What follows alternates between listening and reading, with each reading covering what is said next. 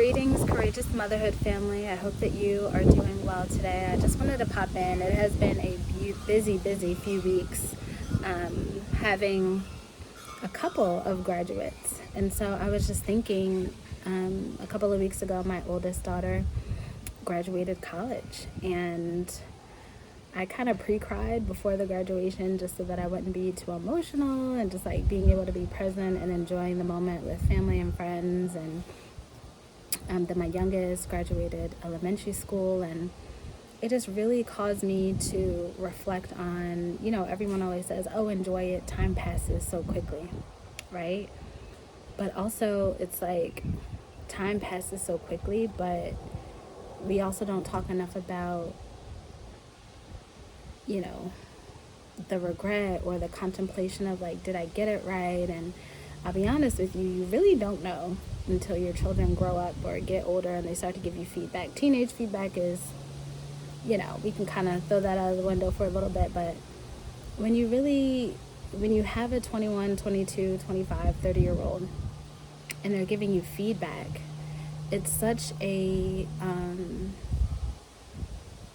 important moment as a parent. It's like, do your children want to be around you? Do your children care what's going on in your life? Are they checking on you?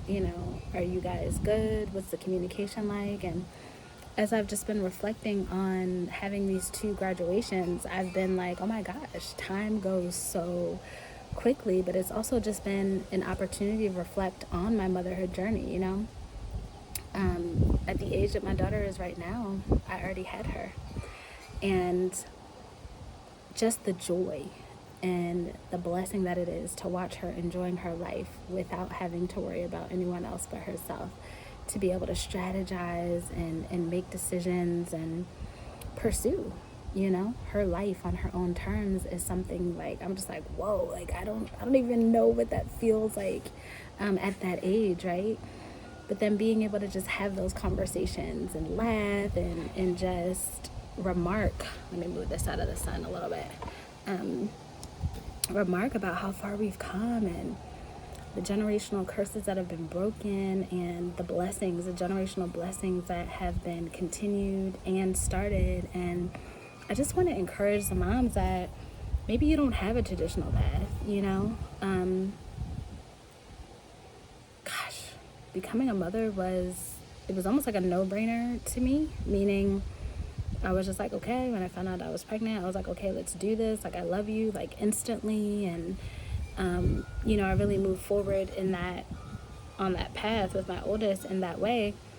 But then, like, moving forward, I'm sorry, my eyes are tearing. I'm not crying. Maybe I am. I don't know.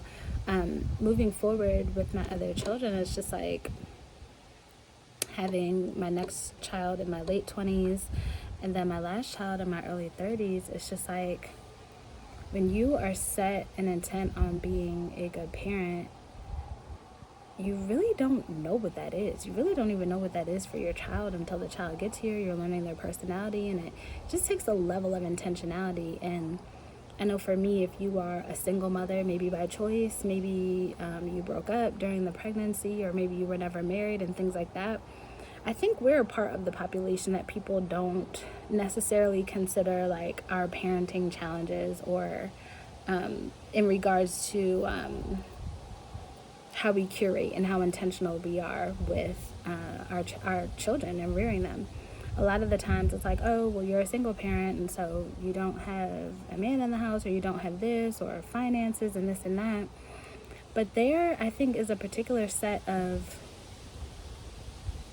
challenges and actions that can be taken.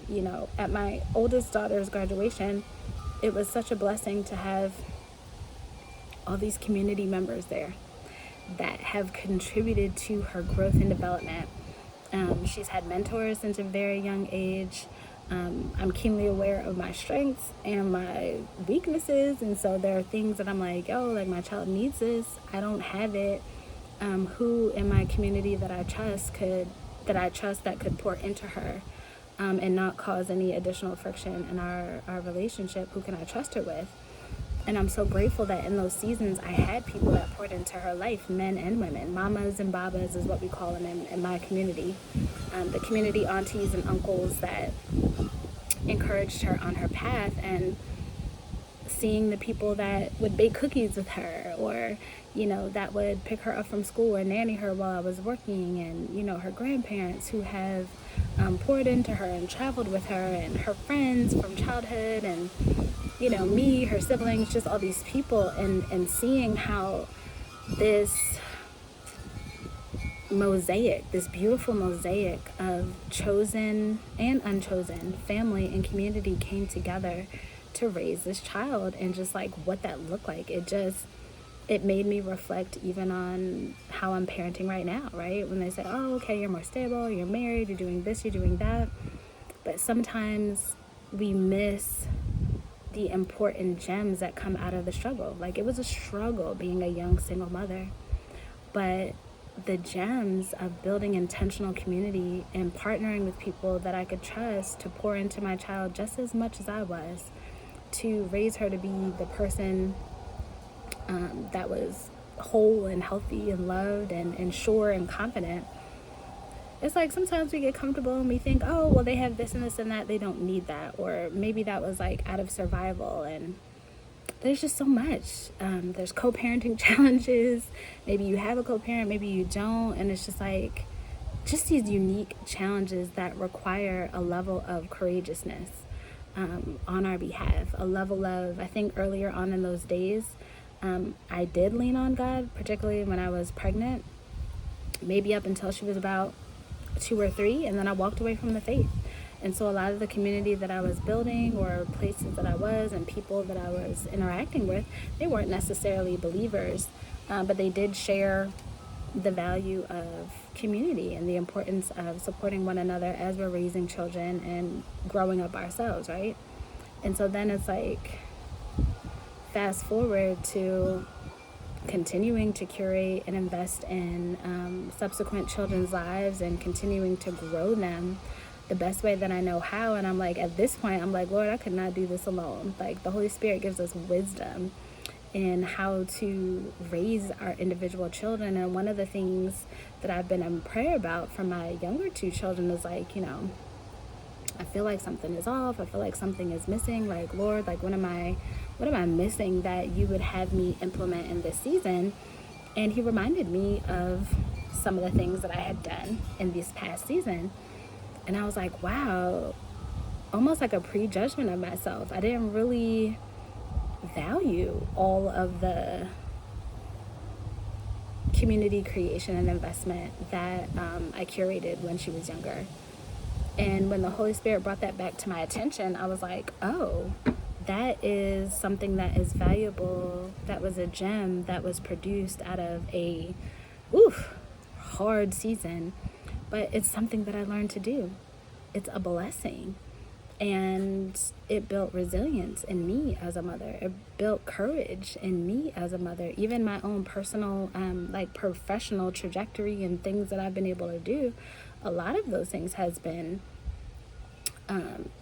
through the inspiration of my children, and what I wanted to show them was possible by living it out, walking it out in my own life. And so if you're a mom out there that maybe you are in a unique circumstance, maybe it's not ideal, maybe it's just straight up hard, maybe you're isolated, maybe you're alone, right? Because I know in this last couple of years season, living out of state from family members and stuff, I'm like, why do I feel like this? Like, I'm a seasoned mom or whatever. And it's like, oh, you're not creating and curating these elements of community that have been a part of your parenting style for so long. But I just really want to encourage you and empower you. Seek God, number one. Like, what is it that each of my children require from me in this season? Number 2, don't throw the baby out with the bathwater. If there's skill sets and things that you've acquired in harder seasons, just because you're in a different season, better or not, but maybe just different, it doesn't mean that those things aren't still important. And then thirdly, I would say, continue to seek what each child needs in a tailor-fit way. so much we think of like, this is my parenting style, or I am, permissive, authoritarian, authoritative, and these are just the choices. And the fact of the matter is that each of our children might require different aspects of us. Different children might require different supplemental community members with different communication styles and different giftings for them to flourish. And so just be open to co-creating is really what I call it, like co-creating this relationship with your children that allows them to grow and flourish and develop in a way that is helpful and sustainable for them throughout their life. And so as my daughter crossed that stage, I was like, wow, like this is the manifestation of community right here. This is the manifestation of my grandmother's prayers. This is the manifestation of faith and grit and resilience and determination. And I also was keenly aware that, my goodness, when I was her age, I had already had her, and I wasn't walking across the stage anywhere. And we had a conversation. She's like, Mom, like, what? How did you even do this? Like, I was already here, 2 years old by the time, because she'll be 22. So having her at 20 is like almost 21, but 20. We were like zipping up and down the road, taking road trips, and we were just kind of reminiscing through it. But at the end of the day, she was keenly aware that like, I could not be operating right now with a 2-year-old. Like, how on earth did you do that? But I also know on my end, sometimes I can get so busy thinking about the things that I got wrong that I forget the tools that I acquired and all the ways that I got it right.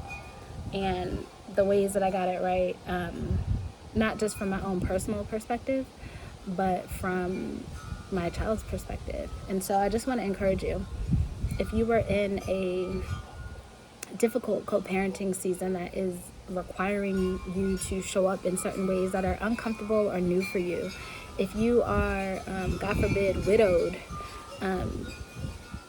maybe you're in the military and your spouse is away, and so you're like, well, I'm married, but I feel like a single mother.